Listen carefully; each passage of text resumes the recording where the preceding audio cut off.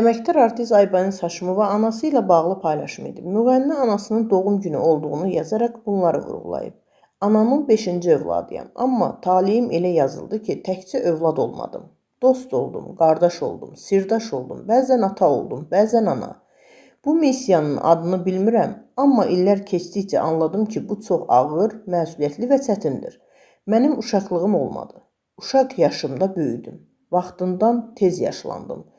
Çünki qayğı ilə böyüyən insan uşaq qala bilmir. Yenə də şükür edirəm.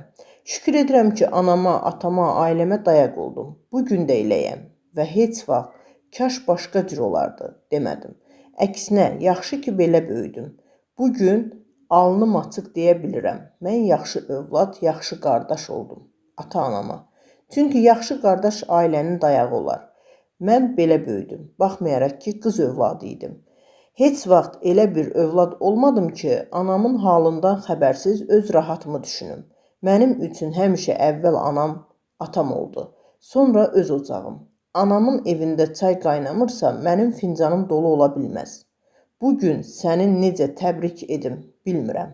Bacın, qardaşın, atan, anan, xalan, dayın, əmin kimi hansı desəm ürəyiniz olar. Qumru ana.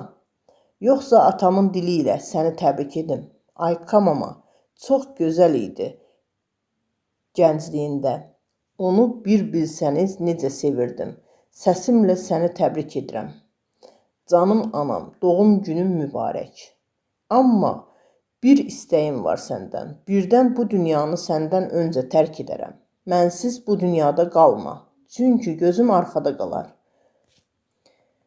Ay mənim ərköyün qızım. Səni çox sevirəm. Ay mənim seygah avazlı mələyim.